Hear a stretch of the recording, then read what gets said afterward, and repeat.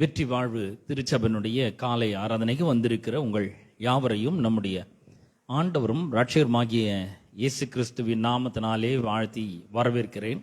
கடந்த பல வாரங்களாக நாம் பெருகுகிற கிருபை குறித்து என்ற தலைப்பிலே நாம் போதனைகளை பார்த்து வருகிறோம். ஒரு வேத பகுதியை நான் வாசிக்கிறேன். அப்போஸ்தலர் நடபடிகள் 4ஆம் அதிகாரம் 33ஆம் வசனத்தை வாசிக்கிறேன். அப்போஸ்தலர் நடபடிகள் 4ஆம் அதிகாரம் 33ஆம் வசனத்தை வாசிக்கிறேன். கர்த்தராகிய இயேசுவின் உயிர்த்தெழுதலை குறித்து அப்போஸ்தலர்கள் மிகுந்த பலமாய் சாட்சி கொடுத்தார்கள். அவர்கள் எல்லார் மேலும் பூரண கிருபை உண்டாயிருந்தது. பிரியமானவர்களே, நாம கிருபையை குறித்து நாம் பார்த்து வருகிறோம். அப்போஸ்தலர் நடபடிகளில் அப்பதான் ஆண்டவராகிய இயேசு கிறிஸ்து மனுவர்க்கத்தினுடைய பாவத்திற்காகவும் சாபத்திற்காகவும் வியாதிக்காகவும் கல்வாரி சிலுவிலே தம்மை தாமே பாடுபட்டு மரிக்கும்படியாக ஒப்பு கொடுத்தார். அதற்கு பின்பு 3ஆம் நாள் மரணத்தையும் பாதாளத்தையும் ஜெயித்தவராக அவர் உயிரோடு எழுந்தார். 1ஆம் அதிகாரத்தில் அப்போஸ்தலர் 1ஆம் அதிகாரத்தில் நம்ம பார்க்கிறோம். அவர் உயிரோடு இருக்கிறவராக 40 நாள் அளவும் அநேகருக்கு தம்மை வெளிப்படுத்தி காண்பித்தார். சீஷர்களோடு பேசினார். இதெல்லாம் நம்ம பார்க்கிறோம். 2ஆம் அதிகாரத்தில் பரிசுத்த ஆவியானவர் பொழுந்தருளப்படுகிறார். சீஷர்களுடைய கண்களுக்கு முன்பாக அவர் அப்படியே பரலோகத்துக்கு ஏறி போகிறார். 2ஆம் அதிகாரத்தில் போய் பரிசுத்த ஆவியானவரை அவர் அனுப்புகிறார். பரிசுத்த ஆவியானவர் என்கிற ஈவை கிஃப்ட் அனுப்புகிறார். அவர்கள் எல்லாரும் பரிசுத்த ஆவினால் நிரப்பப்படுகிறார்கள். கிட்டத்தட்ட 120 பேர் மேல் வீட்டு அறையில் கூடியிருக்கிறார்கள். அவர்கள் எல்லாரும் பரிசுத்த ஆவினால் நிரப்பப்படுகிறார்கள். பேதுரு எழுந்து பிரசங்கம் பண்ணுகிறார். 3000 பேர் ரட்சிக்கப்படுகிறார்கள். சபையிலே சேர்க்கப்படுகிறார்கள். சபை ஆரம்பிக்கப்படுகிறது. அதற்கு பிற்பாடு இதெல்லாம் கண்ட பரிசேயரும் சதுசேயரும் இவர்கள் இந்த நாமத்தை குறித்து பிரசங்கம் பண்ணக்கூடாது என்று அவர்கள் கட்டுப்பாடு பண்ணி இந்த அப்போஸ்தலர்களை கூப்பிட்டு அவர்கள் அடிக்கிறார்கள். இனி இந்த நாமத்தை குறித்து பிரசங்கம் பண்ணக்கூடாது. ஏன்னா இப்போ உயிரோடு ஒருத்தன், ஒரு சப்பானி ஒருத்தன் என்ன பண்ணியிருக்கான், அவன் சுகம் அடைந்திருக்கிறான். பேதுரு யோவான் ஜபாலயத்துக்கு போகும்பொழுது 3ஆம் அதிகாரத்தில் நாம் வாசிக்கிறோம். அங்கே தாயின் வயிற்றில் பிறந்தது முதல் சப்பானியை பிறந்த ஒருத்தன் அங்கே உட்காந்து பிச்சை கேட்டு கொண்டு இருக்கிறான். பேதுரும் யோவானும் அவனை பார்த்து, பொண்ணு வெள்ளி எங்களிடத்தில் இல்லை, என்னிடத்தில் இருக்கதை நான் உனக்கு தருகிறேன்னு சொல்லி நசரேயனாகிய இயேசுவின் நாமத்தினாலே எழுந்து நட என்று நான் உனக்கு சொல்லுகிறேன்னு அவன் எழுந்து நடத்தினா பாருங்க. ஊரே இதை பார்த்து கொண்டு இருக்கிறது. எல்லாருக்கும் ஒரு பெரிய பிரமிப்பு, ஆச்சரியம், வியப்பு. எல்லாருக்கும் அவனை தெரியும். ஆனால் இன்னைக்கு அவன் நடக்கிறான். இவ்வளோ நாள் 40 வருஷமா அவன் நடக்கல. இப்போ அவன் நடக்கிறான். ஊரே அவங்களுக்கு பின்னாடி போகுது. எல்லாரும் நிறைய பேர் பேதுரு யோவானையும் பின்பற்றுகிறார்கள். இதனால அந்த ஊர்ல இருந்த மத தலைவர்கள்லாம் ஒன்று கூடி இனிமேல் இந்த அப்போஸ்தலர்கள் இந்த நாமத்தை பற்றி பேசவே கூடாது அப்படின்னு சொல்லி அவர்களை மிரட்டி, அச்சுறுத்தி, பயமுறுத்தி, அவர்களை அடித்து, இனி இந்த நாமத்தை பற்றி, இயேசுவின் நாமத்தை பற்றி பேசவே கூடாது அப்படின்னு சொல்லுகிறார்கள். அதற்கு பிற்பாடு அப்போஸ்தலர் ஜெபம் பண்றாங்க. என்ன ஜெபம் பண்றாங்கன்னா, ஆண்டவரே, நீர் 2ஆம் சங்கீதத்தில் சொல்லி இருக்கிறீரே,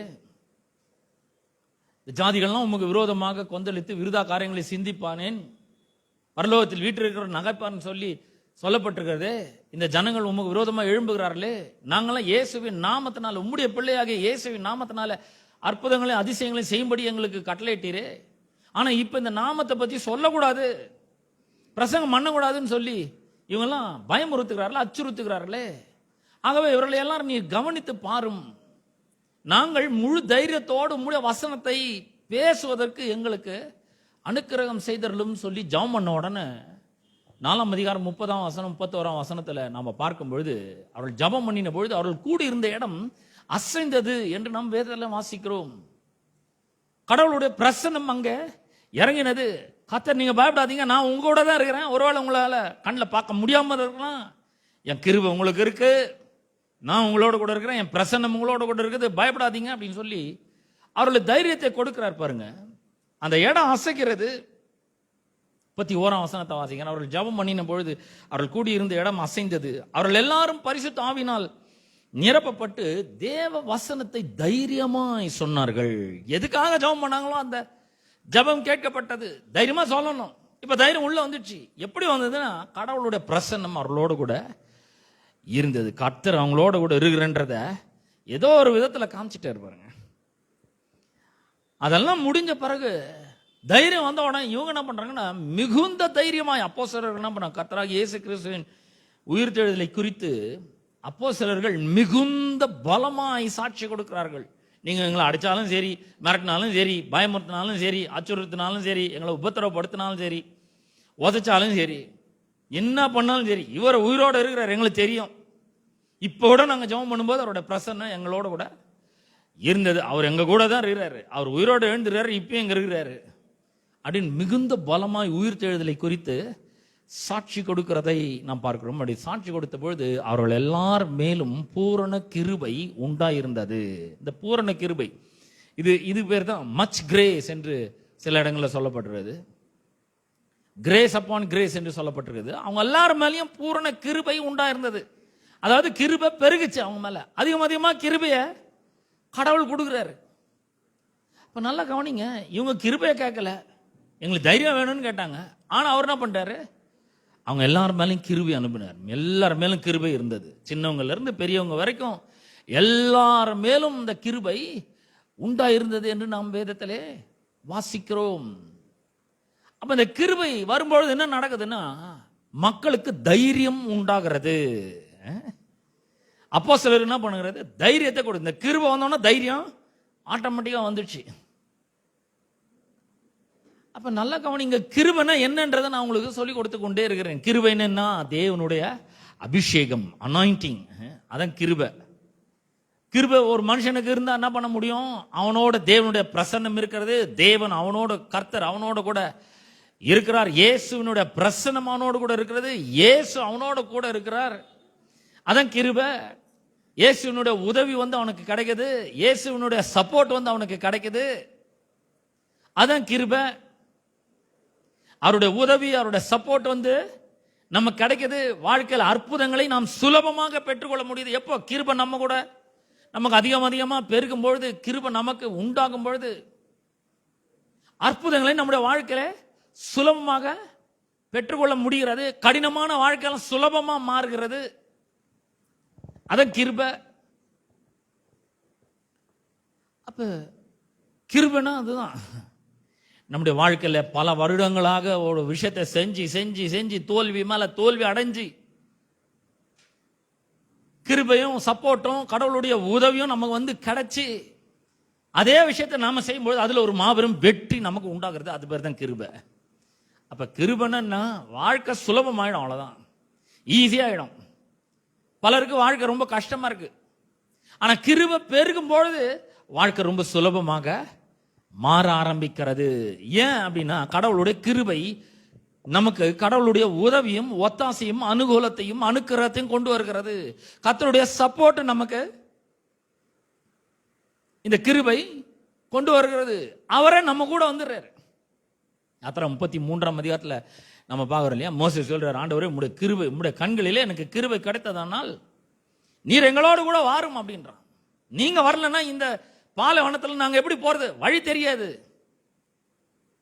நீர் என்னோட கூட வந்தா, எங்களோட வந்தா நாங்க இங்கிருந்து போறோம், கிளம்பி போறோம். நீர் வரலன்னா நாங்க இங்கிருந்து போக முடியாதுன்றார். நம்முடைய வாழ்க்கை கூட, வாழ்க்கை பிரயாணம் கூட ரொம்ப நீண்ட தூர பிரயாணமா இருக்குது. 80 வயசு 90 வயசு 100 வயசு வரைக்கும் வாடுறோம். அப்படி அந்த பிரயாணம் ரொம்ப தூரமாக இருக்கிறது. அந்த பிரயாணத்துல கடவுளுடைய உதவியும் அனுக்கிரகமும் ஒத்தாசையும் இல்லாம நம்ம என்ன பண்ண முடியாது, வாழ முடியாது, வெற்றிகரமா வாழ முடியாது. வாழலாம், ஆனா தோல்வி மேல தோல்வி வரும், பிரச்சனை மேல பிரச்சனை வருகிறது. ஆனா கடவுளுடைய உதவி நமக்கு வந்து கிடைக்கும் பொழுது, கடவுளுடைய கிருபை நமக்கு பெருகும் பொழுது, எவ்வளவுதான் பிரச்சனைகள் வந்தாலும் அதை எல்லாவற்றையும் ஜெயித்தவர்களாக, அதை எல்லாவற்றையும் மேலும் ஒரு பெரிய வெற்றி எடுத்தவர்களாக முன்னேறி செல்ல முடிகிறது. அதான் கிருபை. அதுக்காக தான் கிருபை நமக்கு ரொம்ப அதிகமா வேணும். நம்ம வேலை செய்யறதுக்கு கிருபை ரொம்ப அதிகமா வேணும், படிக்கிறதுக்கு கிருபை ரொம்ப அதிகமா நமக்கு வேணும். பாருங்க, 2 நாளைக்கு முன்னாடி 10ஆம் வகுப்பு ரிசல்ட் வந்துச்சு, கொஞ்ச நாளைக்கு முன்னாடி 12ஆம் வகுப்பு ரிசல்ட் வந்துச்சு, மே மாசம் இன்னும் கொஞ்ச நாள் கழிச்சு நீட் தேர்வினோட ரிசல்ட் வரப்போகுது. சிலர் வெற்றி அடைகிறாங்க, சிலர் தோல்வியை தழுவுகிறார்கள். கடவுளுடைய கிருபை இருக்கும் பொழுது பாத்தீங்கன்னா இந்த படிப்பெல்லாம் கூட ரொம்ப சுலபமாக ஆகிறது. தானியேல், சாத்ராக், மேஷாக், ஆபேத்நேகோ போன்ற வாலிபர்களுக்கு தேவன் தயவையும் கிருபையும் அதிகமாக காண்பிக்கிறார். பாருங்க, அவ்வளோ நல்லா படிக்க முடியுது அவர்களுக்கு. படிப்பில் கூட தேவனுடைய கிருபை அருள் வந்து கிடைக்குது. அந்த படிப்பை ரொம்ப சுலபமாக்குது. புரிந்து கொள்றதுல இருக்கிற கஷ்டத்தை நீக்குது கிருபை. நன்றாக புரிந்து கொள்ள ஆரம்பிக்கிறாங்க. வேலையில கடவுளுடைய கிருபை இருக்கும் பொழுது வேலை ரொம்ப கஷ்டமான வேலைலாம் ரொம்ப சுலபமாக மாறுகிறது. அந்த வேலையை செய்கிறவருக்கு ஒருவேளை அது கடினமான உடல் உழைப்பு சம்பந்தமான வேலையா இருக்கும்போது கடவுள் என்ன பண்றார்? டிவைன் ஸ்ட்ரென்த் நமக்கு கொடுக்கிறார் இந்த கிருபையின் மூலமா. கிருபைன்னா தெய்வீக பலன் நம்ம வந்து சேர்கிறது. நமக்கு ஒரு விசேஷித்த தெய்வீக பலன் உண்டாகிறது. பாருங்க, எப்பெல்லாம் கடவுளுடைய ஆவியானவர் சிம்சோன் மேல வந்தார் அப்பெல்லாம் அவன் வந்து ரொம்ப பெரிய வல்லமையான காரியங்களை செய்தான். ஒரு பச்சை கழுதை தாடை எலும்பு எடுத்து 1000 பேரை கொண்டு போடுறான். அதெல்லாம் ஒரு பெரிய பட்டணத்து வாசலே கதவே தூக்கி அப்படியே அத நிலைக்கால்களோட பேத்து தன்னுடைய தோல்ல சுமந்து கொண்டு ஒரு மலை மேல ஏறான். அவ்வளவு பெரிய ஸ்ட்ரென்த் கிடைக்குது. நான் சொல்றேன், வேலை ரொம்ப கடினமா இருந்தா கூட அந்த வேலையை, கடினமான வேலையை செய்வதற்கு வேண்டிய உடல் பலத்தை தெய்வீகமான விதத்தில் தெய்வம் நமக்கு தருகிறார். ஏன்னா கிருபை அப்படிப்பட்ட ஒரு காரியத்தை நமக்கு செய்கிறது. ஒருவேளை நீங்க செய்யறது அறிவுபூர்வமான வேலையா இருக்கும் அப்படின்னு சொன்னா அந்த விஷயத்துல கர்த்தர் என்ன பண்றார்? உங்களுக்கு கிருபையை கொடுக்கிறார், தெய்வீக ஞானத்தை கொடுக்கிறார், தெய்வீக அறிவாற்றலை கொடுக்கிறார், தேவனுடைய திறமையை கொடுக்கிறார், புரிந்து கொள்ளுதலை கொடுக்கிறார். அப்ப கிருபை நம்முடைய வாழ்க்கையில எல்லா ஆஸ்பெக்ட்லயும் வேலை செய்து. ஒருவேளை வியாதியா இருக்கிறீங்கன்னா அவர் தெய்வீக சுகத்தை கொடுக்கிறார். வாழ்க்கையை புரிந்து கொள்ளக்கூடிய ஞானத்தை அவர் கொடுக்கிறார். தீர்மானங்களை சரியான தருணங்களில், சரியான நேரங்களில் சரியான தீர்மானங்கள் எடுக்கக்கூடிய அந்த அறிவை, அவர் விவேகத்தை தருகிறார். அப்ப கிருபை நம்முடைய வாழ்க்கையில ரொம்ப ரொம்ப அவசியம். அவருடைய கிருபை இல்லாம நம்ம வாழறது ரொம்ப கஷ்டமா இருக்கும். வாழ்க்கை ரொம்ப கஷ்டமா இருக்கும். ஆனா அவருடைய கிருபை நமக்கு வந்து கிடைக்கும் பொழுது அந்த வாழ்க்கை ரொம்ப சுலபமாக மாறுகிறதை பார்க்கிறோம். படிப்பு ரொம்ப சுலபமா வருது, ஈஸியா வருது. வேலை ரொம்ப சுலபமா செய்ய முடியுது. அந்த வேலையை செய்வதற்கு வேற ஞானத்தை கொடுக்கிறாரு, திறமையை கொடுக்கிறாரு, அறிவாற்றலை கொடுக்கிறாரு, கை பக்குவத்தை கொடுக்கிறாரு. கிருபை இதெல்லாம் செய்கிறது பாருங்க. அப்ப இந்த கிருபை ரொம்ப அதிகமா நமக்கு வேணும். கண்டிப்பா கிருபை வேணும். இன்னைக்கு பாருங்க, நம்ம கிருபை பெற்று இருக்கிறோம். ஒவ்வொரு நாளும் நம்ம கிருபையில வளருகிறவர்களாய் நாம் இருக்க வேண்டும். சும்மா கொஞ்சம் கிருபை வச்சுக்கின்னு அப்படியே வாழ்ந்து இருக்க முடியாது. ஒவ்வொரு நாளுக்கும் உரிய சவால்களும், ஒவ்வொரு நாளுக்கு உரிய பிரச்சனைகளும் புதுசு புதுசா இருக்குது. அதனால நமக்கு அவர் என்ன பண்றார்? புதிய கிருபைகளை அளிக்கிறவராய் இருக்கிறார். அப்ப இந்த கிருபைன்னா என்னன்னா, கடவுள் நம்மோட கூட இருக்கிறார், இயேசு நம்மோட கூட இருக்கிறார். கிருபைனாலே இயேசுன்னு அர்த்தம். ஏன் அப்படி சொல்றேன்? யோவான் 1:14 வேதம் சொல்லுது, அந்த வார்த்தை மாம்சமாகி கிருபையினாலும் சத்தியத்தினாலும் நிறைந்தவராய் நமக்குள்ளே வாசம் பண்ணினார். அப்ப இயேசு கிறிஸ்து கிருபையினால நிறைந்தவராய் இருக்கிறார். யோவான் 1 திருப்பிக் கொள்ளுங்கள். யோவான் 1:14 வேத வசனம் அப்படி சொல்லுகிறது. இயேசு கிருபையினாலும் சத்தியத்தினாலும் நிறைந்தவராய், he is full of grace and truth and dwell among us. அவர் நமக்குள்ளே வாசம் பண்ணினார். எப்படி வாசம் பண்ணார்? கிருபையினாலும் சத்தியத்தினாலும் நிறைந்தவராய் அவர் இருக்கிறார். அதுக்கப்புறம் 16 சொல்றது, அவருடைய பரிபூரணத்தினால், அவருடைய பரிபூரணத்தினால், பரிபூரணம், he is all sufficient God. அவருடைய பரிபூரணத்தினால் நாம் கிருபையின் மேல் கிருபை பெற்றோம். Layer after layer. கிரேஸ் எப்படி வருதுனாக்கா பாத்தீங்கன்னா, லேயர் அப்படின்னு சொன்னா மேல மேல கிருபை நமக்கு பெருகி கொண்டே போகும். நம்ம மேல கிருபையை அதிகமா அவர் கொடுத்து கொண்டே இருக்கிறார். சரி, இப்படி சொன்னா நமக்கு ஓரளவுக்கு தான் புரியுது. மேல மேல அவர் கிருபையை கொடுக்கிறார், அதிகமாக அவர் கிருபையை கொடுக்கிறாருன்னு சொன்னா ஓரளவுக்கு தான் புரியுது. ஆனா இன்னொரு விதத்துல சொல்றேன் பாருங்க, நீங்களாம் கடற்கரைக்கு போயிருக்கீங்களா? கடல்ல ரசிச்சிருக்கீங்களா? கடற்கரைக்கு நம்ம போய் நிற்கும் போது என்ன வருது? கடல்ல இருந்து என்ன வருது? அலை வருகிறது இல்லையா? இந்த அலை வரும்பொழுது நேரம் அது கரையை வந்து தொட முயற்சி பண்ணுகிறது. தொட்டுட்டு என்ன பண்ணு, மறுபடியும் அது கடலுக்குள்ள போகுது. இந்த அலை போறதுக்குள்ளே அடுத்த அலை என்ன பண்ணுகிறது? வருகிறது. நம்முடைய வாழ்க்கையில கூட கிருபை அப்படிதான் வேலை செய்கிறது. கிருபை தேவன் என்ன பண்றாரு? கொடுக்கிறாரு. ஒருவேளை நீங்க படித்து கொண்டிருக்கலாம், படிக்கிறதுக்கு வேண்டிய கிருபையை தேவன் உங்களுக்கு அளிக்கிறார்.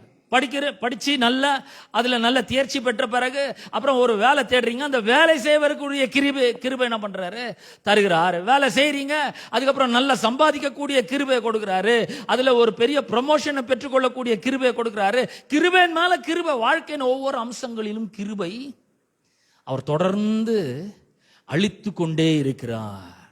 கிருபை மேல கிருபை, கிருபை மேல கிருபை அவர் கொடுத்து கொண்டே இருக்கிறார். அவர் ஓயறதே கிடையாது. கிருபைய அவர் ஸ்டாப் பண்றதே கிடையாது. அவருடைய பரிபூரணத்தினால் நாம் எல்லாரும் கிருபையின் மேல் கிருபை பெற்றோம். எப்படி எனில் நியாயப்பிரமாணம் மோசேனால் கொடுக்கப்பட்டது. கொடுக்கிறது எங்கிருந்து வேணா கொடுக்கலாம். நீங்க நம்ம எல்லாம் இங்க வந்து கொடுத்துருக்கிறோம். ஒரு சிலர் என்ன பண்றாங்க, எங்க இருந்தோ கொடுக்குறாங்க நமக்கு. அப்ப அது கொடுக்கப்படுறதுன்றது வந்து டிஸ்டன்ஸ். நியாயப்பிரமாணம் மோசேயின் மூலமாய் கொடுக்கப்பட்டது. ஆனால் கிருபையும் சத்தியமும் இயேசு கிறிஸ்துவின் மூலமாய் உண்டாயின.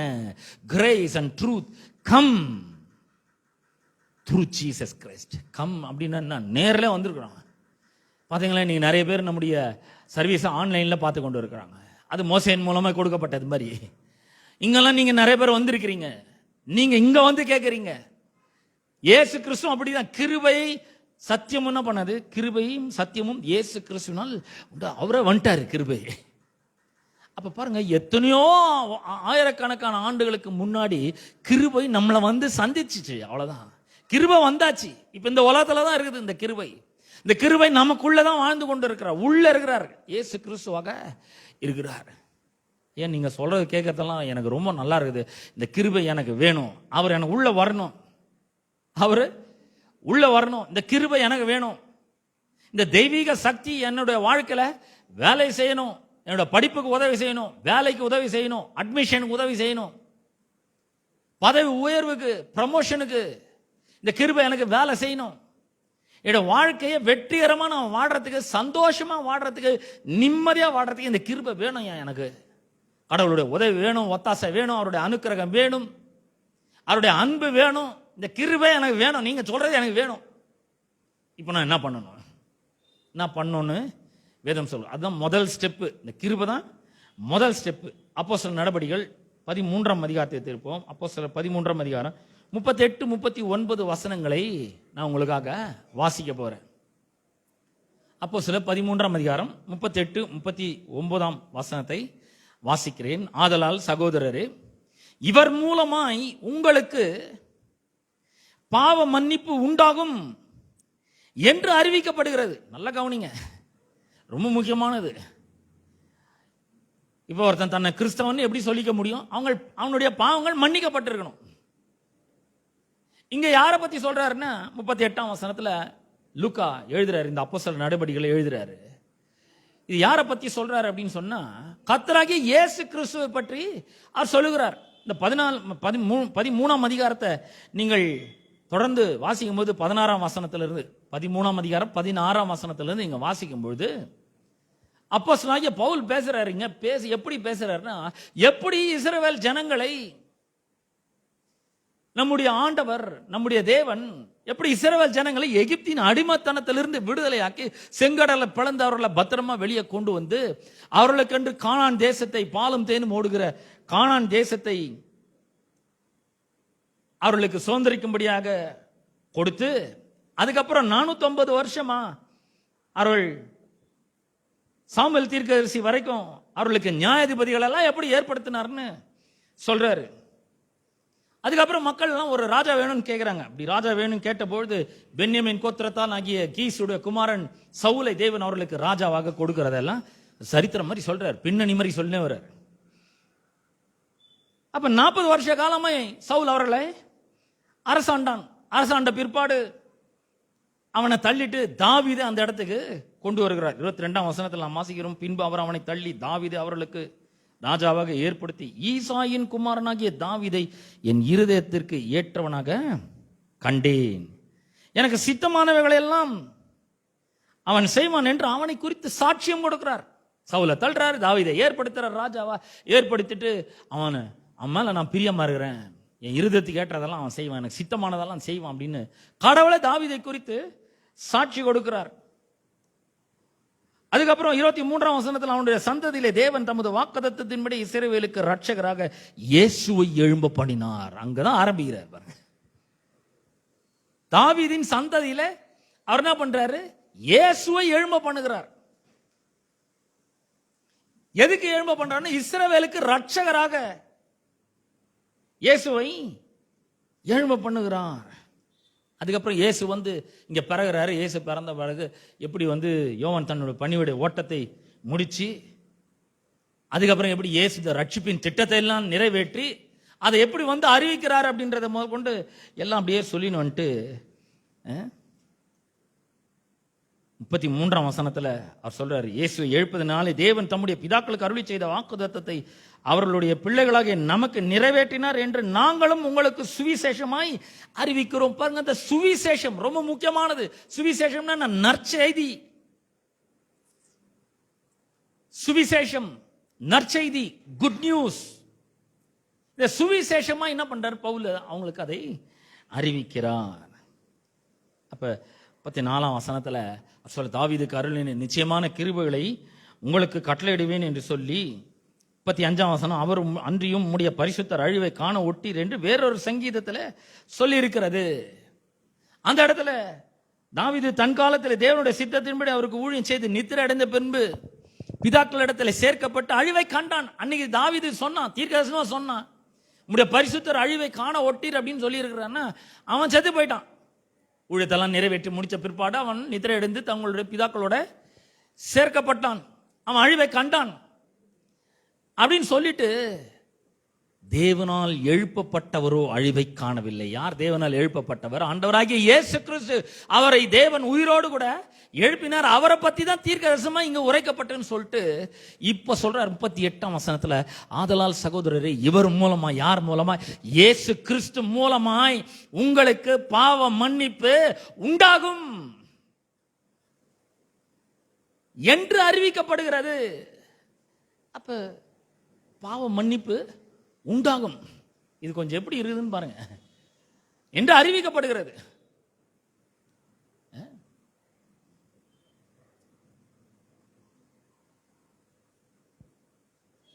எப்படி பாவ மன்னிப்பு உண்டாகுது? இவர் மூலமாக. யார் மூலமாக? இயேசு கிறிஸ்து மூலமாக பாவ மன்னிப்பு உங்களுக்கு உண்டாகும் என்று அறிவிக்கப்படுகிறது. அப்ப எப்படி பாவம் எல்லாம் மன்னிக்கப்படுகிறது? ஏற்கனவே எல்லாம் மன்னிக்கப்பட்டிருக்கிறது. 2000 வருஷத்துக்கு முன்னாடி இயேசு கிறிஸ்து மனிதனாக இந்த உலகத்தில் வந்து மாம்சத்தில் அவர் தேவனா இருந்தார், மாம்சத்தில் வெளிப்பட்டார். மனிதனாக இந்த உலகத்தில் வந்து பாவ சாபத்தெல்லாம் ஏற்றுக்கொண்டு அவர் எல்லா பாவத்தையும் ஏற்றுக்கொண்டு இங்க மரித்தாரு. அது மூலமா ஒரு பெரிய பாவ மன்னிப்பை உண்டு பண்ணிட்டாரு. இப்ப என்ன பண்ணுகிறது? அந்த அறிவிக்கப்படுகிறது. என்ன அறிவிக்கப்படுகிறது? இவர் மூலமா உங்களுக்கு பாவ மன்னிப்பு உண்டாகும், அவ்வளவுதான். ஆங்கில வேதாகமத்தில் எப்படி இருக்குன்னு பாருங்க. ஆங்கில வேதாகமத்தில் ரொம்ப அற்புதமா சொல்லப்பட்டிருக்குது. இந்த பாவ மன்னிப்பு உண்டாகும் என்று அறிவிக்கப்படுகிறது. ஆங்கிலத்தில் நான் உங்களுக்கு இதை வாசித்து காண்பிக்க வேண்டும் என்று விரும்புகிறேன். அப்போஸ்தலர் நடபடிகள் 13ஆம் அதிகாரம் 38ஆம் வசனத்தை உங்களுக்காக வாசிக்கிறேன். Therefore, my brothers, I want you to know that through him, through Jesus, the forgiveness of sins is proclaimed to you.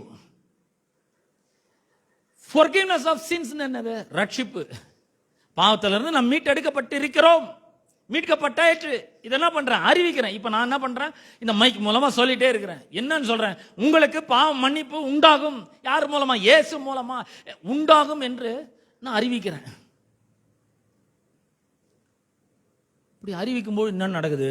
39ஆம் வசனம் சொல்லுது, மோசேயின் நியாய பிரமாணத்தினாலே நீங்கள் எவைகளை நின்று விடுதலையாகி நீதிமான்களாக்கப்படக்கூடாது இருந்ததோ, விசுவாசிக்கிறவன் எவனும் அவைகளை நின்று இவராலே விடுதலையாகி நீதிமானாக்கப்படுகிறான் என்றும் உங்களுக்கு தெரிந்திருக்க கடவது. அருமையான அண்ணா, அக்கா, தம்பி, தங்கச்சி, உங்களை பார்த்து நான் சொல்றேன், விசுவாசிக்கிறவன் எவனும் அவைகளை நின்று இவரால விடுதலை ஆகி நீதிமானாக்கப்படுகிறான். அப்ப இந்த என்ன பண்றாரு பவுல்? என்ன சொல்றாருன்னா, அவருக்கு முன்னாடி இருந்த ஒரு திரளான கூட்டத்தை பார்த்து, இயேசு கிறிஸ்து மூலமாக உங்களுக்கு பாவ மன்னிப்பு உண்டாகி இருக்கிறது அப்படின்னு அறிவிக்கிறார். அவ்வளவுதான்.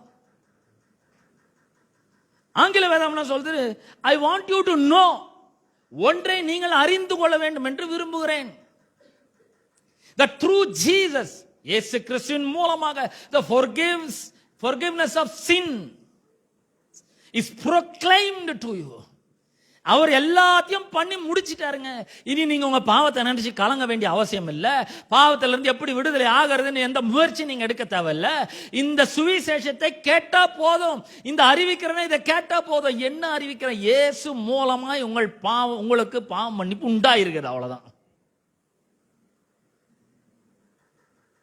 இப்ப நான் சொல்றத கேட்கறீங்களா? இந்த கேட்கறத நீங்க என்ன பண்ணணும்? விசுவாசிக்கணும்.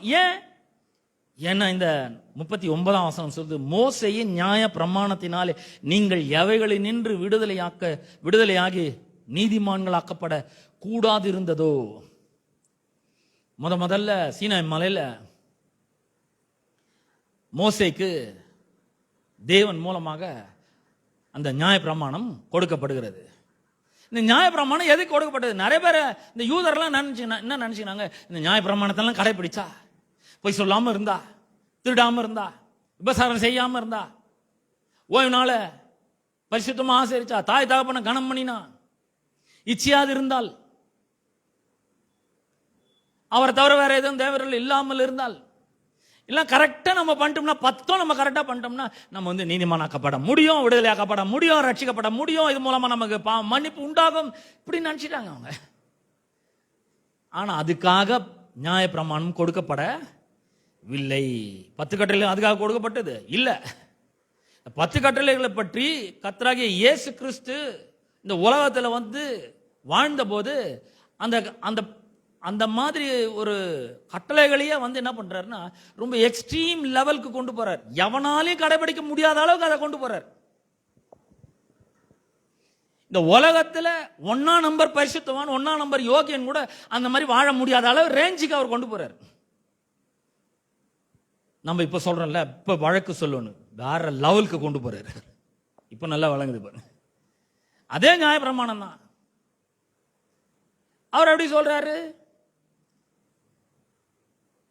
நீ உன்னிடத்தில் அன்பு கூறுகிறது போல பிறனிடத்தில் அன்பு கூறாவே என்று பூர்வத்தாரால் உங்களுக்கு உரைக்கப்பட்டது என்று கேள்விப்பட்டிருக்கிறீர்களே. ஆனால் நான் உங்களுக்கு சொல்லுகிறேன், தன் சகோதரனை பகைக்கிற எவனும் அவன் எரி நரகத்துக்கு பாத்திரவானாய் இருக்கிறான். தன் சகோதரனை மூடனே என்று சொல்லுகிறவன் அவன் ஆக்கினை தீர்ப்புக்கு பாத்திரவானாய் இருக்கிறான்றார். ஒருத்தர் நேசிக்கலன்னா அவ்வளவுதான், போச்சு, வாழ்க்கையே போச்சு, நரகத்துக்கு தான் போகணுன்றார். நான் கொஞ்சம் அதை வாசிக்கிறேன் பாருங்க. கொலை செய்யாதிருப்பாயாக, மத்தேயு 5ஆம் அதிகாரம் 21ஆம் வசனம். மத்தேயு 5ஆம் அதிகாரம் 21ஆம் வசனம். கொலை செய்யாதிருப்பாயாக என்பதும் கொலை செய்கிறவன் நியாய தீர்ப்புக்கு ஏதுவா இருப்பான் என்பதும் பூர்வத்தாருக்கு உரைக்கப்பட்டது என்று கேள்விப்பட்டிருக்கிறீர்கள்.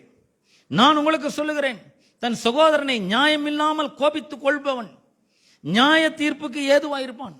இன்னைக்கு யாரால முடியுமா? இது தன்னுடைய சகோதரனை நியாயம் இல்லாமல் கோபித்துக் கொள்ளாமல் இருக்க முடியுமா? அந்த மாதிரி வாழ முடியுமா? முடியாது. நான் சொல்றேன்,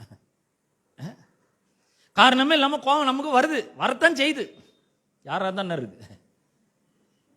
நியாயம் இல்லாமல் கோபித்துக் கொள்ளும் பொழுது அவன் எப்படிப்பட்டவனா இருக்கான்? நியாய தீர்ப்புக்கு ஏதுவாய் இருப்பான். இப்ப நம்ம நியாயம் இல்லாமல் கோபித்துக் கொள்கிறோம் சகோதரன் இடத்துல, நம்ம சகோதரனுக்கு தெரியணும்னு அவசியமே கிடையாது. நம்ம உள்ளத்துல பகைச்சா கூட, உள்ளத்துல கோபப்பட்டா கூட, அவனுக்கு தெரியாத 4 வார்த்தைகள் நம்ம பேசினா கூட, அவர் சொல்ற நியாய தீர்ப்புக்கு பாத்திரமா இருப்ப, ஜாக்கிரதை நீ அப்படின்றாரு. ஸ்டாண்டர்ட் எவ்வளவு வேற லெவல் கொண்டு போறான்னு பாருங்க. ஸ்டாண்டர்ட் ரொம்ப ஹைக்கு கொண்டு வர. ஏன்னா எவனோ அதை நிறைவேற்ற முடியாத அளவுக்கு கொண்டு போனத.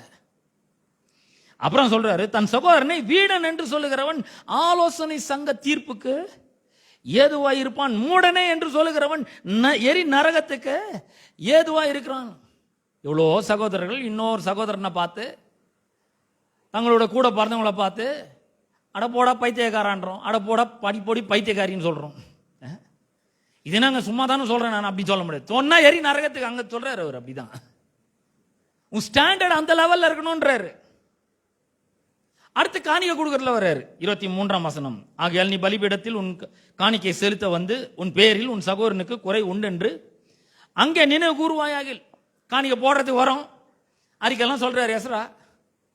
காணிக்கை போட வரும்போது ஏதோ ஒன்று ஞாபகம் வருது. ஐயோ, காலையில் தான் நம்ம சகோதரிய என்னமோ திட்டிட்டு வந்தோம், நம்ம கூட பிறந்தோன்னு ஏதோ திட்டிட்டு வந்தோமே, காலையில் என்னமோ சண்டை போட்டு வந்திருக்கிறோமே அப்படின்னு ஞாபகம் வந்துச்சுன்னா, உன் பேரில் உன் சகோதரனுக்கு குறை உண்டென்று அங்கே நினைவு கூறுவாய்கள். எங்க கையை காணிக்க பை கிட்ட போகும்போது நினைவு வந்துச்சுன்னா, அங்கேதானே பலிபீடத்தின் மேல் முன் உன் காணிக்க வைத்து விட்டு போய் முன்பு உன் சகோதரனோட ஒப்புரவாகி போய், அப்பா தெரியாம சொல்லிட்டேன் மன்னிச்சுக்கோ அப்படின்னு சொல்லிட்டு முதல்ல சகோதரனோட ஒப்புரவா கையை கூட கட்டிப்பிடி, பின்பு வந்து உன் காணிக்கை செலுத்துன்றாரு.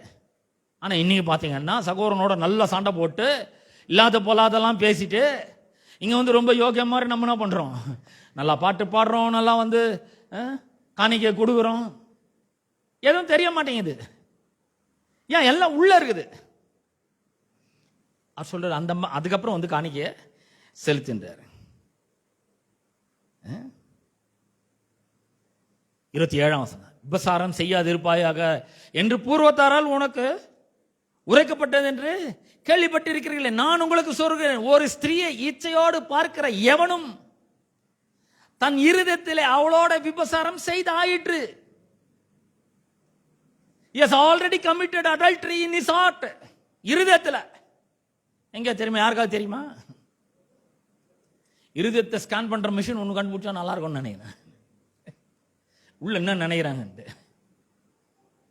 இதெல்லாம் வாசிக்கும் போதே எங்களுக்கு நல்லா தெரியுது. ஐயோ, ஒரு ஆள் கூட இதுல பாஸே பண்ண முடியாது.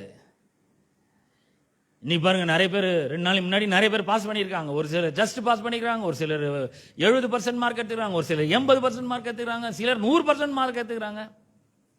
ஆனா ஆண்டவருடைய பிரமாணம் என்று வரும்பொழுது 100க்கு 100 எடுக்கணும், அவ்வளவுதான். 99.99 எடுத்த விட ஃபெயில் தான். 10வது இப்ப ஃபெயில் ஆயிட்டா கணக்குல ஃபெயில்னா அது மட்டும் எழுந்தா போதும். ஆனா ஆண்டவர் எப்படி சொல்றாருன்னா, 1ல ஃபெயில்னா எல்லாத்திலையும் ஃபெயில் போ அப்படின்ட்டு திரும்பி ஃபர்ஸ்ட்ல இருந்து வரணும். எதுக்குன்னா ஒரு ஆள் கூட இதை வந்து செய்து முடிக்கவும் முடியாதுன்ற லெவலுக்கு இதை கொண்டு போயிருக்கிறாரு.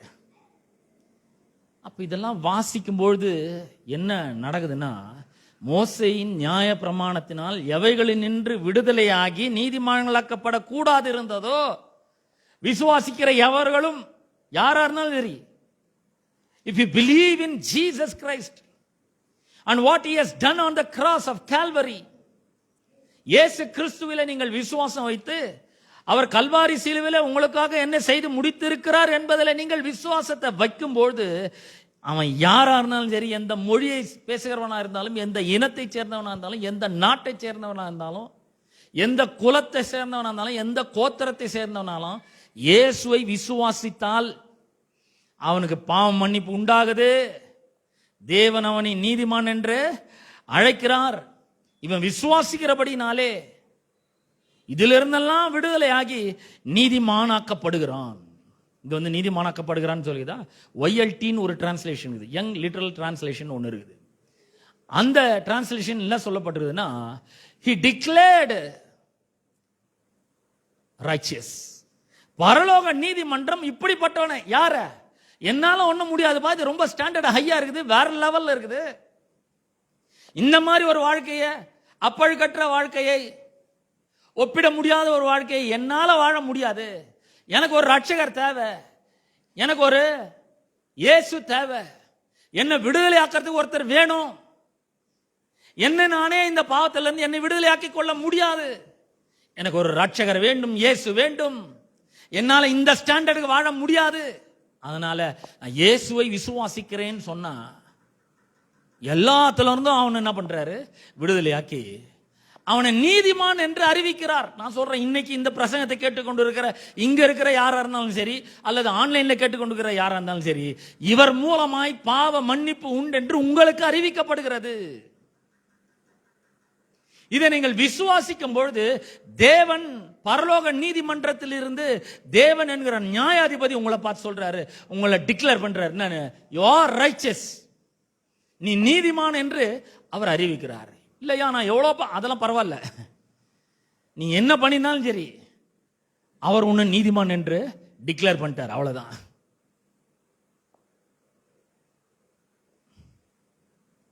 இதுனா இது இவ்வளவு பெருசா இருக்குது, நம்பவே முடியாததா இருக்குது, இது நினைச்சு கூட பார்க்க முடியாததா இருக்குதுன்றீங்களா? அடுத்த வசனம் வாசிங்க, 40ஆம் வசனத்தை வாசிக்கிறேன். அப்போஸ்தலர் 13:40. அன்றியும் தீர்க்கதரிசிகளின் புஸ்தகத்திலே அசட்டைக்காரரே பாருங்கள், பிரமித்து அழிந்து போங்கள், உங்கள் நாட்களில் ஒரு கிரியையை நான் நடப்பிப்பேன். சொல்றாரு, ஒரு கிரியையை நான் என்ன பண்ண போகிறேன்? நடப்பிக்க போகிறேன். ஒருவன் அதை உங்களுக்கு விவரித்து சொன்னாலும் நீங்கள் விசுவாசிக்க மாட்டீர்கள், நம்ப மாட்டீர்கள், நம்ப முடியாததா இருக்கும். ஏனென்றால் this truth is too good to be true. This grace is too good to be true. இது நம்ப முடியாத அளவுக்கு ஒரு பெரிய உண்மையாக சத்தியமாக இருக்கிறது. இந்த கிருபை அவ்வளவு பெரிய ஒரு உண்மையாக இருக்கிறது. ஏன்னா விவரித்து சொன்னா கூட இதை புரிஞ்சுக்க முடியாது, அந்த அளவுக்கு நம்ப முடியாததான் இருக்கிறது. கர்த்தர் சொல்றார், ஏற்கனவே தீர்க்கதரிசி மூலமா உரைச்சிருக்கிறார், take care that what the prophets have said does not happen to you. அவர் சொல்லி இருக்கிறது, தீர்க்கதரிசி சொல்லிக்கிறது உங்களுக்கு நேரிடாதபடிக்கு பாருங்கள், கவனமாயிருங்கள். அவர் சொல்றார், look you scoffers, wonder and perish, for I am going to do something in your days. அவர் சொல்றாரு, யார்? தீர்க்கதரிசி சொல்றாரு, உங்கள் நாட்களில் நான் என்ன பண்ண போறேன்? ஒரு பெரிய கிரியையை நான் செய்ய போகிறேன். That you would never believe. You would never believe even if someone told you. யாரோ ஒருத்தர் வந்து உங்களுக்கு விளக்கி விளக்கி சொன்னா கூட, ஐயோ நாங்க இது எப்படிங்க முடியும், எதுவுமே பண்ண தேவையில்லையா, பாமன்னிப்பு எனக்கு உண்டாயிடும். ஆமா உண்டாகிடுது, அவ்வளவுதான். ஆனா இன்னைக்கு நிறைய பேர் பாருங்க, ரட்சிக்கப்பட்ட நிறைய பேர் ஃபோக்கஸ் யார் மேல வைக்கிறாங்கன்னா, அவங்களுடைய பழைய வாழ்க்கை மேல வைக்கிறாங்க. பழைய வாழ்க்கை மேல அந்த ஃபோக்கஸை வச்சுக்கிறாங்க. மத்திய 8ஆம் அதிகாரத்தில் ஒரு குஷ்டரோகி ஆண்டவராகி இயேசு கிறிஸ்துவினிடத்தில் வருகிறான். எதுக்கு? சொஸ்தம் அடையும்படி. அவன் என்ன பண்றான்? கர்த்தராகிய இயேசுவே, உமக்கு சித்தமானால் என்னை சுத்தமாக்க உம்மாலே ஆகும் அப்படின்றான். அது சொல்ல, எனக்கு சித்தம் உண்டு, நீ சுத்தமாகு அப்படின்னு. உடனே அவன் குஷ்டரோகி சொஸ்தமானான். இதுல ரொம்ப ஹைலைட்டா நம்ம எதை பண்றோம்? இந்த குஷ்டரோகி தான் சொல்றோம். அந்த குஷ்டரோகி எப்படிப்பட்டவன்? எப்படி ஊருக்குள்ளே வர முடியாது? அவன் ஊருக்குள்ள வரணும், தாடியை மூடின்னு குஷ்டம் கத்தினே ஓடணும், தீட்டுன்னு கத்தினே ஓடணும். இதை தான் ரொம்ப போக்கஸ் பண்றோமே தவிர ஆண்டவராகிய இயேசு கிறிஸ்து நம்ம போக்கஸ் பண்றதே இல்லை.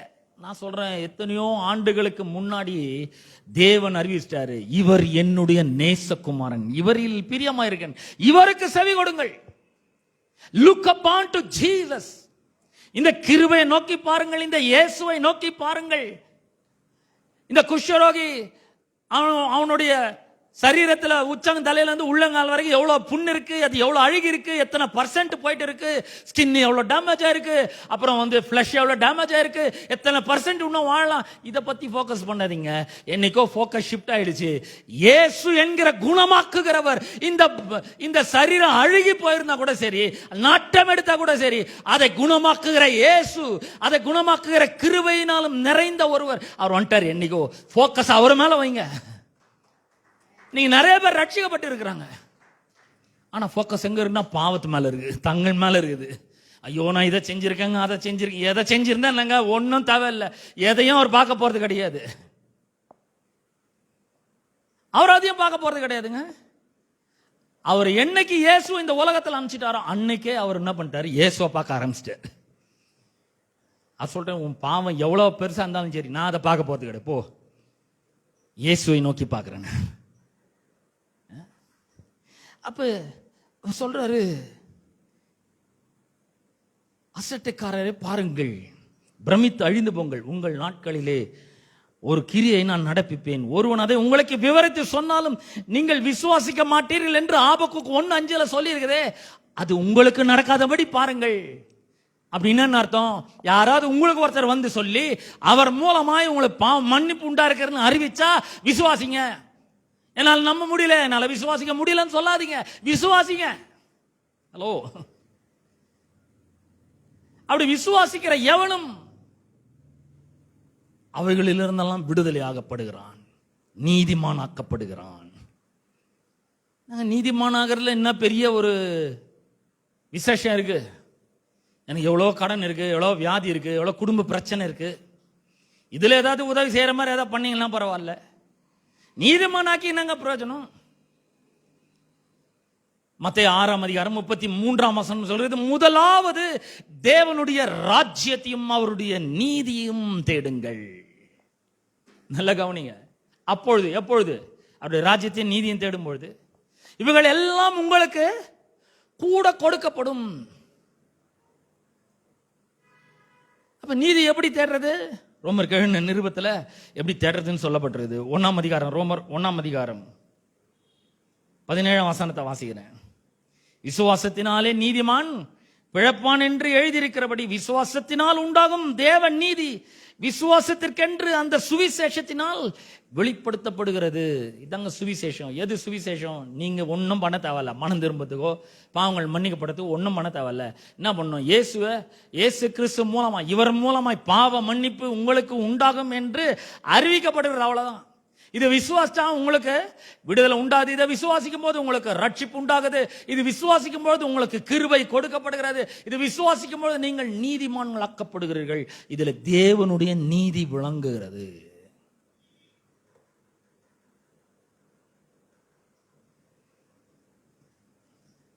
அப்ப விசுவாசியாதபடிக்கு நீங்கள் உங்களுக்கு நேரிடாதபடிக்கு எச்சரிக்கையா இருங்கள். இதை ஏன் கிருபையின் பிரசங்கத்தில் நான் சொல்றேன்னா, 42ஆம் வசனம் சொல்லுது, அவர்கள் யூதருடைய ஜெபாலயத்திலிருந்து புறப்படுகையில் அடுத்த ஓய்வு நாளிலே இந்த வசனங்களை தங்களுக்கு சொல்ல வேண்டும் என்று புறஜாதியார் வேண்டிக் கொண்டார்கள். நல்ல கவனிங்க. யூதர்கள் கிடையாது, புறஜாதியார் வேண்டிக் கொண்டார்கள். என்ன சொன்னாங்க? ஐயா எங்களுக்கும் சொல்லுங்க, அடுத்த ஞாயிற்றுக்கிழமை நீங்க எங்க ஊர்ல பேசுங்க, அடுத்த வெள்ளிக்கிழமை எங்க ஜெபாலயத்தில் நீங்க பேசுங்க. யார் கேட்கறது? புறஜாதியார் கேட்கிறாங்க. ஏன் புறஜாதியார் கேட்டாங்க? ஏன் யூதர்கள் கேட்கல? ஏன்னா யூதர்கள் லா மைண்டடா இருக்கிறாங்க. அவங்களுக்கு இந்த பிரமாணத்தை எப்படியாவது நிறைவேற்றணும். தகப்பனை தாயும் கணம் பண்ணுன்னு சொல்லிக்கிறார், போய் கணம் பண்ணும். அது அவர் பிரமாணத்தின் மட்டும் நடக்கணும். ஓய்வு நாளை பரிசுத்தமா ஆசரிப்பாயாக சொல்லிக்கிறார். அந்த எந்த வேலையும் செய்யாம ஃபுல்லா ரெஸ்ட் எடுக்கணும். இந்த பிரமாணத்தை நிறைவேற்றதிலே அவங்க வாழ்நாள் முழுக்க கழிக்கிறார்கள். ஆனா புறஜாதிகளுக்கு இந்த லா பத்தி ஒண்ணுமே கிடையாது. லா மென்டாலிட்டியே கிடையவே கிடையாது. இந்த லா பத்தி ஒண்ணுமே தெரியாது. நியாய பிரமாணத்தை பத்தி ஒண்ணுமே தெரியாது. அவங்க இப்படி சொன்ன உடனே அவங்களுக்கு ஒரு பெரிய ஆச்சரியம், பிரமிப்பு, உடனே ஏற்றுக்கொள்கிறார். நான் ஒண்ணுமே பண்ண தேவையில்லையா? ஐயோ, நான் வெறும் காலோட எவ்வளவு தூரம் கிலோமீட்டர் கணக்கான நடக்கணும்னு நினைச்சேனே. நான் எங்கெங்கயோ வெறும் காலோட போகணும்னு நினைச்சேனே. ராத்திரி முழுக்க முடிச்சுட்டு இருக்கணும்னு நினைச்சேனே. எதுவுமே பண்ண தேவையில்லை என் பாவத்தை தொலைக்கிறதுக்கு. எங்கேயோ போனோன்னு சொன்னாங்களே, நான் சொல்றேன் எங்கேயும் போக தேவையில்ல. இவரை பத்தி கேள்விப்பட்டாக்கா இவர் மூலமாக பாவ மன்னிப்பு உண்டாகும் என்று உங்களுக்கு அறிவிக்கப்படுறது. விசுவாசம் நீங்கள் நீதிமானாக்கப்படுகிறது. எவ்வளவு சுலபம் பாருங்க, என்ன மாதிரி ஈஸி. இதுலதான் நிறைய பேருக்கு ஒரு பிரச்சனை. அது எப்படிங்க? அது இவ்வளவுதானா? வேற எதுவுமே நான் பண்ண தேவையில்லை. நான் சொல்றேன் வேற எதுவும் பண்ண தேவையில்லை. எங்க பண்ணோன்னு சொல்லி இங்கே சொல்லியிருப்பாரு. இந்த புறஜாதியார் சொல்றாங்க, எங்களுக்கும் நீங்க பிரசங்கம் பண்ணுங்க, எங்களுக்கும் இது வேண்டும். 43ஆம் வசனம், ஜெபாலயத்தில் கூடின சபை கலைந்து போன பின்பு யூதரிலும் யூத மார்க்கத்தமைந்த பக்தி உள்ளவர்களிலும் அநேகர் பவுலையும் பர்னபாவையும் பின்பற்றினார்கள். பாருங்க, இந்த கிருபையை பிரசங்கம் பண்ண உடனே வெறும் மூலமா பாவம் மன்னிப்பு உண்டாகணும்னு அறிவிக்கப்படுறது. விசுவாசிங்க, விசுவாசம் நீங்க நீதிமானாக்கப்படுறீங்க. தேவன் உங்களை நீதிமான் என்று அறிவிக்கிறார். பரலோக நீதிமன்றம் உங்களை நீதிமான் என்று அறிவிக்கிறது. நீங்க நீதிமான் ஆயிடுறீங்க, அவ்வளவுதான். இனிமேல் நீங்க பாவிகள் கிடையாது, அவருடைய பிள்ளைகளாக்கப்படுகிறீர்கள் அப்படின்னு சொன்ன உடனே நிறைய பேர் பவுலையும் பர்னபாவையும் பின்பற்றினார்கள். அவர்களுடனே இவர்கள் பேசி தேவனுடைய கிருபையிலே நிலை கொண்டிருக்கும்படி அவர்களுக்கு புத்தி சொன்னார்கள். எதுல நிலை கொண்டிருக்கணும்? தேவனுடைய கிருபையிலே நிலை கொண்டிருக்கணும். இப்ப கிருபை உண்டாயிடுச்சு, கிருபை நம்மளுக்கு கிடைச்சிடுச்சு. அதிகமாக கிருபை டெய்லி கர்த்தர் கொடுத்துட்டே இருக்கிறாரு. கிருபையில பெருகிட்டே இருக்கிறோம். அவரோட உதவி கிடைக்குது, ஒத்தாசை கிடைக்குது, சப்போர்ட் கிடைக்குது. அவருடைய பிரசன்னம் நம்ம கூட இருக்குது. அவர் என்ன பண்றாரு? வெற்றி மேல வெற்றியை தருகிறார். அவரே நம்ம கூட இருக்கிறாரு. இப்ப மறுபடியும் என்ன பண்ணக்கூடாது? நான் என்ன பண்ணணும் கேட்கக்கூடாது. நான் ரட்சிக்க பிறகு நான் என்ன பண்ணணும்? நான் ஆண்டவருடைய பிள்ளை ஆகிறதுக்கு என்ன பண்ணணும்? அப்படிலாம் என்ன பண்ணக்கூடாது, கேட்கக்கூடாது. பாருங்க, அவர்கள் சொல்றாங்க, தேவனுடைய கிருபையிலே நிலை நிற்கும்படி அவர்களுக்கு புத்தி சொன்னார்கள். உங்களுக்கும் நான் இப்படிதான் புத்தி சொல்றேன். அவருடைய கிருபையிலே நீங்கள் நிலை கொண்டிருங்கள். அவருடைய கிருபை உங்களை ரட்சித்திருக்கிறது. அவருடைய கிருபை உங்களுக்கு பாவ மன்னிப்பு உண்டாகும்படி செய்திருக்கிறது. அவர் மூலமா உங்களை பாவங்கள்லாம் மன்னிக்கப்பட்டிருக்கிறது என்பதை விசுவாசிங்கள். நீங்கள் நீதிமான்கள் என்று தேவன் உங்களை அறிவித்திருக்கிறார் என்பதை நம்புங்கள், விசுவாசியுங்கள்.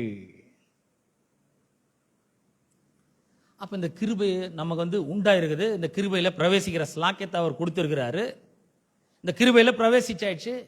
இப்ப வாழ்க்கையில சொல்லிக்கிற மாதிரி வெற்றியை நாம எப்படி எடுக்கிறது, வெற்றி எப்படி அடையிறது? வாழ்க்கை ரொம்ப கஷ்டமா இருக்குது, வேலை கஷ்டமா இருக்குது, பிசினஸ் கஷ்டமா இருக்குது, சரியா போக மாட்டேங்குது, காரியங்கள் கைகூடி வர மாட்டேங்குது, செய்யறது எதுவும் வாய்க்க மாட்டேங்குது, படிச்சா புரிய மாட்டேங்குது, விளங்க மாட்டேங்குது, தோல்வி மேல தோல்வி உண்டாகுது, எதிர்ப்புகள் நிறைய பெருகுது, நம்மளை பகைக்கிறவர்கள் அநேகமா இருக்கிறாங்க. வாழ்க்கையில் எப்படிங்க இந்த மாதிரி ஒரு வாழ்க்கை எப்படி நிம்மதியே இல்லாம இருக்குது, சமாதானம் இல்லாம இருக்குது? என்ன பண்றது? கிருபை வந்தா சமாதானத்தை கொடுக்கிறார். கிருபை இருந்தாக்கா அவர் இளைப்பாறுதலை கட்டளையிடுகிறார். இப்ப இந்த கிருபையை ஒப்டைன் பண்றது எப்படி? எப்படி நம்முடைய வாழ்க்கையில அந்த கிருபையை பெற்று நமக்காக அதை எப்படி வேலை செய்ய வைக்கிறது? கிருபையை ஆண்டவர் என்ன பண்றார்? நிறைய கொடுத்துட்டாரு. இப்ப நம்ம என்ன பண்ணணும்? யோசுவா 1:8 வாசிக்கிறேன். யோசுவா 1:8. இந்த நியாயப்பிரமாண புஸ்தகம் உன் வாயை விட்டு பிரியாதிருப்பதாக, இதில் எழுதியிருக்கும்படி எல்லாம் செய்ய நீ கவனமா இருக்கும்படி இரவும் பகலும் இதையே தியானித்துக் கொண்டிருப்பாயாக. அப்பொழுது நீ புத்திமானாய் நடந்து கொள்வாய், நல்ல வெற்றி உனக்கு உண்டாகும். கிருபை என்ன பண்ணுது? நமக்கு வெற்றியை கொண்டு வருகிறது. அப்ப இந்த வெற்றி, சக்சஸ் அண்ட் ப்ராஸ்பரிட்டி என்ன பண்ணுது? கிருபை நமக்கு கொடுக்கிறதாய் இருக்கிறது. கிருபை நம்முடைய வாழ்க்கையில் இருக்கும்போது நம்ம எப்படி இருக்குதா இல்லையான்னு எப்படி தெரிஞ்சுக்கிறது? வெற்றி மேல வெற்றி உண்டாகுது. அப்புறம் காரியங்கள்லாம் என்ன பண்ணுகிறது? வாய்க்க ஆரம்பிக்கிறது. இப்படிதான் கிருபை நம்முடைய வாழ்க்கையில வேலை செய்கிறது. அவர் கிருபையை கொடுத்திருக்கிறாரு. இதை நம்ம விசுவாசிக்கிறோம். என் வாழ்க்கையில் நிறைய கிருபை இருக்குது. நிறைய கிருபை இருக்குன்னு என்ன பண்ண? இதை பெற்றுக்கொண்டு சும்மா இருக்கணுமா? இல்லைங்க, சும்மா இருக்க கூடாது. இந்த கிருபை நிறைய கொடுக்கப்பட்டிருக்கிறது என்பதை விளங்கி கொள்ளும் பொழுது நமக்கு என்ன வழங்குது? அவர் நிறைய நமக்கு சப்போர்ட் பண்றாரு. எதை எடுத்தாலும் நம்மளுக்கு வாய்க்க செய்யறாரு. எதை எடுத்தாலும் காரியங்களை கைகூடி வர செய்யறாரு. எதை எடுத்தாலும் அவர் நமக்கு வெற்றியை தராரு. இப்ப நான் செஞ்சேன்னா அது வெற்றி சிறக்கும், நான் செஞ்சேன்னா அது வாய்க்கும், நான் செஞ்சேன்னா அது கைகூடி வரும். ஏன்? கடவுளுடைய கிருபை அதிகமா எனக்கு கொடுத்திருக்கிறார். கிருபை என் வாழ்க்கையில் இருக்கு, அவர் சப்போர்ட் இருக்கு, அவருடைய உதவி இருக்கு, அவருடைய அனுக்கிரகம் இருக்கு. இதெல்லாம் வச்சுக்கின்னு சும்மா இருக்க முடியுமா? இல்ல, இருக்கவே முடியாது. எல்லாரோட அதிகமாக கிருபையை நான் பெற்றுக்கொண்டேன்னு பவுல் சொல்றாரு. அதிகமான கிருபை பெற்றுக்கொண்டேன்னு. ஆனா அவர் சொல்றாரு, அதிகமா நான் பிரயாசப்பட்டேன்றாரு. எதுல பிரயாசம் பண்ணும்? கிருபை மட்டும் கிடையாது. இந்த விசுவாசித்து இந்த கிருபை என்ன பண்ண வேண்டும்? பெற்றுக்கொள்றதோட நின்று விடாமல் அது நம்முடைய வாழ்க்கையில செயல்படுவதற்கு நாம சில காரியங்களை செய்ய வேண்டும். 8 வசனத்தினுடைய பகுதி பாருங்க. இரவும் பகலும் இதையே தியானித்துக் கொண்டிருப்பாங்கன்னு சொல்லிட்டு அவர் சொல்ற, அப்பொழுது நீ உன் வழியை வாய்க்க பண்ணுவாய். கிருபை நம்ம கூட இருக்கும் பொழுது நம்முடைய வழியை அது வாய்க்க செய்கிறதாய் இருக்கிறது. நம்முடைய வழி அப்படின்னு சொன்ன என்ன அர்த்தம்? நம்முடைய வாழ்க்கையில நம்ம என்னென்னலாம் செய்யறோமோ அது எல்லாத்தையும் இந்த கிருபை நமக்கு வாய்க்க செய்கிறதாய் இருக்கிறது. எல்லாத்தையும் கிருபை வாய்க்க செய்கிறதாய் இருக்கிறது. அப்ப பாருங்க, என்னெல்லாம் வாய்க்க செய்யறாரு பாருங்க. நல்ல கவனிங்க. காரியங்கள் வாய்க்கிறது. எப்ப கிருபை நமக்கு கிடைக்கும் போது காரியங்கள் வாய்க்கிறது. கடகடன் சில வசனங்களை உங்களுக்காக வாசிக்கிறேன். ஆதியாகமம் 24 12 வாசிக்க போகிறேன். ஆதியாகமம் 24:12. என் எஜமானாகிய ஆபிரகாமுக்கு தேவனாய் இருக்கிற கர்த்தாவே, நீர் எனக்கு காரியம் சித்திக்க பண்ணி என் எஜமானாகிய ஆபிரகாமுக்கு தயவு செய்தருளும். பாருங்க, இந்த தயவு கிருபை ரெண்டும் ஒண்ணுதான். ஆபிரகாமுக்கு தயவு செய்யணும். யார் ஜெபம் பண்றது? எலியாசர் ஜெபம் பண்றாரு. இவர் யாரு? ஆபிரகாமுடைய CEO, ஜெனரல் மேனேஜர் அவர் தான். அவர் வந்து ஒரு ஜெபம் பண்றாரு. என்ன பண்ணு, என் ஆபிரகாம், எஜமானாகிய ஆபிரகாமுக்கு நீ என்ன பண்ணணும்? தயவு பண்ணணும். என்ன விஷயத்துல தயவு பண்ணணும்னா, ஆபிரகாம் தன்னுடைய குமாரனாகிய ஈசாக்குக்கு பெண் பார்க்கும்படியாக இந்த வேலைக்காரனை அனுப்புறாரு. இந்த விஷயத்துல கடவுள் என்ன பண்ணணும்? என்னுடைய எஜமானாகிய ஆபிரகாமுக்கு தயவு வைக்கணும். தயவு வைக்கணும்னா என்ன பண்ணணும்? இன்றைக்கு நீர் எனக்கு காரியம் சித்திக்க பண்ணி. இந்த சித்திக்க பண்ணினா வந்து நிறைய பெரிய ஒரு, அது ரொம்ப அந்த காலத்து வார்த்தை. அது சித்திக்க பண்ணினா இன்னைக்கு சித்தியான்னு கேட்பாங்க. அந்த மாதிரி அந்த லிங்குஸ்டிக் கேப் இருக்குது. ஆங்கில வேதாகமத்தில் மெசேஜ் டிரான்ஸ்லேஷன்ல வந்து எப்படி சொல்லுதுன்னா, மேக் திங்ஸ் கோ ஸ்மூத்லி. இது எல்லாருக்கும் நல்லா வழங்குது பாருங்க. இங்கிலீஷ்ல வந்து ஸ்மூத்லி அப்படின்னும் போது என்னங்க, எப்படி எல்லாம் ஸ்மூத்தா போதா? வாழ்க்கை எப்படி போகுது? எல்லாம் ஸ்மூத்தா போதுங்க. பிசினஸ் எப்படி போகுது? நல்லா ஸ்மூத்தா போகுது. ஊழியம் எப்படி போகுது? நல்லா ஸ்மூத்தா போகுது அப்படின்றோம். அப்ப பாருங்க, சித்திக்க பண்ணி, இன்றைக்கு நீர் எனக்கு காரியத்தை சித்திக்க பண்ண வேண்டும் அப்படின்னு என்ன சொல்றாரு அவரு? எல்லாம் வந்து என்ன பண்ணணும்? ஸ்மூத்தா போகணும். இன்னைக்கு நீர் எனக்கு காரியத்தை ஸ்மூத்தா போகும்படி செய்றீர, அது மூலமா என்னோட எஜமானுடைய ஆபிரகாமுக்கு நீர் கிருபை வைக்கிறீர், கிருபை கொடுக்கிறீர், தயவு பாராட்டுறீர் நான் தெரிஞ்சுக்கிறேன். பாத்தீங்களா, கிருபை நம்முடைய வாழ்க்கையில பெருகும் பொழுது நம்முடைய வாழ்க்கையில எல்லா காரியமும் ஸ்மூத்தா போக ஆரம்பிக்கிறது. இந்த கிருபை இல்லைன்னா கொஞ்சம் யோசிச்சு பாருங்க, எல்லாம் கஷ்டமா போகுது. ஒரு சின்ன பிரச்சனை இருந்து வெளியே வரதுக்கு வருஷ கணக்காகி போயிடுது. இதுல இருந்து வெளியே வரணும்னு தெரியுது, எப்படி வரணும்னு தெரியுது, ஆனா அந்த அறிவு இருந்தும் வெளியே வர முடிய மாட்டேங்குது நம்மளால. ஏன்? அந்த கிருபை இல்ல, தயவு இல்ல. அந்த தயவை கர்த்தர் கொடுத்தா கூட அதுல இருந்து கீழே தொப்பு தொப்புன்னு உழுறது. ஒரு சின்ன பண பிரச்சனையில இருந்து வெளியே வர முடிய மாட்டேங்குது. சில இருக்கலாம் வருஷ கணக்கு அதிலேயே வாழ்ந்துனே இருக்கிறது. ஏன்? இவ்வளோ பெரிய ஆண்டவர் இந்த உலகத்துல மனிதனா வந்து அவர் உங்களுடைய பாவ சாபத்தெல்லாம் ஏற்றுக்கொண்டு, அவர் மேல ஏற்றுக்கொண்டு, தரித்திரத்தெல்லாம் அவர் மேல ஏற்றுக்கொண்டு, உங்களுக்கு ஐஸ்வர்யத்தை உண்டாகும்படி, அவருடைய தரித்திரத்தினால் நீங்கள் ஐஸ்வர்யம் ஆகும்படி இவ்வளோ பெரிய வேலையை செஞ்சு வச்சுட்டு போயிருக்கிறாரு. உள்ள இதை புரிஞ்சுக்கிறதுக்கு பரிசுத்த ஆவியானவர் கொடுத்துக்கிறாரு, அபிஷேகத்தை கொடுத்துக்கிறாரு. இதெல்லாம் மீறி ஒரு பிரசங்கியாரை வந்து அழைச்சி அவர்கிட்ட அவருடைய வார்த்தையை கொடுத்து அனுப்பி உங்களை நல்லா உரைக்கிற மாதிரி சொல்றாரு. இவ்வளோ பண்ணியிருக்கும் போது நான் ஏன் ஏழையா வாழணும்? இவ்வளோ பண்ணியிருக்கும் போது நான் ஏன் இந்த பண பிரச்சனையில வாழணும்? இவ்வளோ அவர் பண்ணியிருக்கிறாரு, அவர் கிருபை அதிகமாக கொடுத்துக்கிறாரு, நான் ஏன் இந்த தரித்திரத்தில் வாழணும்னு அறிவு இருக்கா? கொஞ்சம் யோசித்து பாங்க, சிந்திச்சு பாக்கணும்.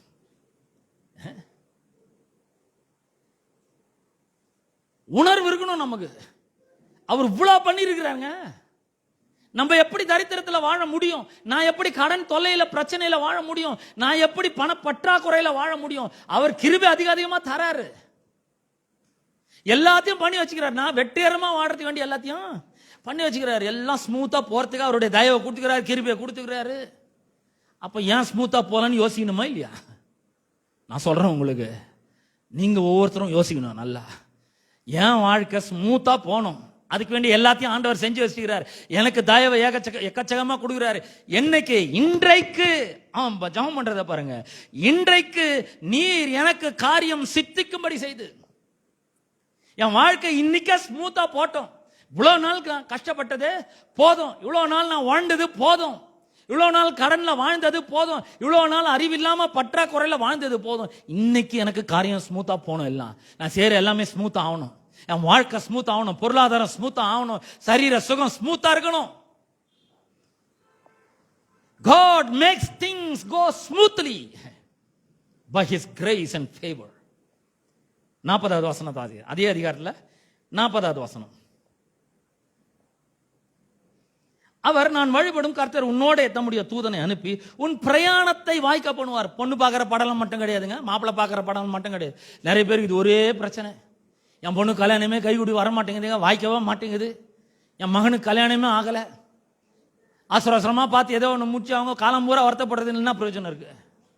கொஞ்சம் பொறுமையா நிதானமா, கர்த்தாவே நீர் காரியங்களை வாய்க்க போடணும், ஸ்மூத்தா போட்டோம், எங்க கண்ணில் காமியும், வெயிட் பண்றோம், நாங்க நல்ல ஆள் வரட்டும். பாருங்க, இவர் சொல்றாரு, நான் வழிபடும் கர்த்தர் உன்னோட தம்முடைய தூதனை அனுப்பி உன் பிரயாணத்தை வாய்க்க பண்ணுவார். ஆபிரகாம் சொல்ற, வாய்க்க பண்ணுவார். அவர் யாரு? அவர் வாய்க்க பண்ற கர்த்தர். என்ன வழியெல்லாம் வாய்க்க பண்றாரு, உன் வாழ்க்கையை சுலபமாக்குவார். நான் இப்ப உனக்கு ஒரு வேலை கொடுத்துக்கிறேன், அந்த வேலையை உனக்கு அவர் சுலபமாக்குவார், வாய்க்க பண்ணுவார். என் இனத்தாரிடத்திலும் என் தகப்பன் வீட்டிலும் என் குமாரனுக்கு பெண் கூட. 42ஆம் வசனத்தை வாசிக்கிறேன். 42ஆம் வசனம். அப்படியே நான் இன்று துறவண்டையில வந்து என் எஜமானாகிய ஆபிரகாமின் தேவனாகிய கர்த்தரே, என் பிரயாணத்தை நீர் இப்பொழுது வாய்க்க பண்ணுவீரானால். இது எப்படி வருது? அதே message டிரான்ஸ்லேஷன்ல, God make things turn out well. எல்லாம் நல்லபடியா போகிறதுக்கு அவர் பார்த்துக்கிறாரு. படிக்கிறீங்களா? அந்த படிப்பு நல்லா போறதுக்கு அவர் பார்த்துக்கிறாரு. காலேஜ் சேரணுமா, அட்மிஷன் நல்லா போகும்படி அவர் பார்த்துக்கிறாரு. ஃபீஸ் கட்டணுமா, அவர் நல்லா போகும்படி பார்த்துக்கிறாரு. Make things turn out well, எல்லாம் நல்லா போற மாதிரி அவர் பார்த்துக்கிறாரு. ஆனா நம்ம பாருங்க, ஏதோ ஒண்ணுத்துல ஃபெயிலியர் ஆயிடுச்சுன்னா ஓன்னு அழுவ வேண்டியது. ஐயோ போச்சுங்க, வாழ்க்கையே போச்சு, எதிர்காலமே இருட்டா இருக்கிற மாதிரி இருக்குதுங்க. என்னங்க இப்போ என்ன ஆயிடுச்சு? கடவுளா கை விட்டாரு? இல்ல, சும்மா ஏதோ ஒரு தோல்வி, ஒரு சின்ன தோல்வி வந்து அவ்வளவுதான். என்ன பண்ணணும்? இதுல இருந்து மீண்டு எழும்ப வேண்டும். எனக்கு ஆண்டவருடைய உதவி இருக்கு, சப்போர்ட் இருக்கு. நான் ஒருவேளை இதெல்லாம் தெரியாம இதுல ஃபெயில் ஆயிருக்கலாம், ஆனா இதெல்லாம் ஸ்மூத்தா போகும்படி அவர் செய்யறாரு. என் காரியங்களை வாய்க்கும்படி செய்யறாரு. எல்லாம் சரியா போறதுக்கு அவர் உதவி செய்யறாரு. எனக்கு அவருடைய உதவி வந்து கிடைக்கும். ஒத்தாசை பரலோகத்திலிருந்து வரும். எனக்கு நான் வெற்றி பெறும்படி அவர் செய்வாரு, அவர் பார்த்துக்குவாரு. இந்த மாதிரி ஒரு எண்ணத்தோட எழுந்து முன்னேறி செல்லும். பாருங்க, என்ன தோல்வி வந்தாலும் அதுல தோண்டு போய் உட்காந்துட விடாது. அவருடைய உதவி வரும், சப்போர்ட் வரும், ஜெயிப்போம் கண்டிப்பா. இன்னைக்கு ஒருவேளை இந்த 10th குறைவான மதிப்பெண்கள் எடுத்துக்கலாம், ஆனா அடுத்து இன்னொரு எக்ஸாம் வருது, +1 +2 வருது, அதுல இன்னும் சூப்பரா மார்க் எடுக்க முடியும். +2 கம்மியா மார்க் எடுத்துக்கலாம், அதை பத்தி கவலைப்பட்டு கலங்கி கொண்டு இருக்கக்கூடாது. அடுத்து வர வருஷங்களை நல்லா உபயோகப்படுத்தணும். ஆண்டவருடைய உதவி இருக்கு, எல்லாத்தையும் டர்ன் அவுட் வெல் பண்ணுவார். அவரு எல்லாம் ஸ்மூத்தா போகும்படி செய்வார், எல்லாம் நல்லா போகும்படி பார்த்துக்குவாரு. நான் அவரை நம்புறேன், நான் அவரை விசுவாசிக்கிறேன், நான் விடுதலை ஆக்கப்பட்டிருக்கிறேன். தெய்வீக ஞானம் எனக்கு வந்து கிடைக்கும் கண்டிப்பா. இன்னும் நல்ல மதிப்பெண்கள் எடுப்பேன் +2ல.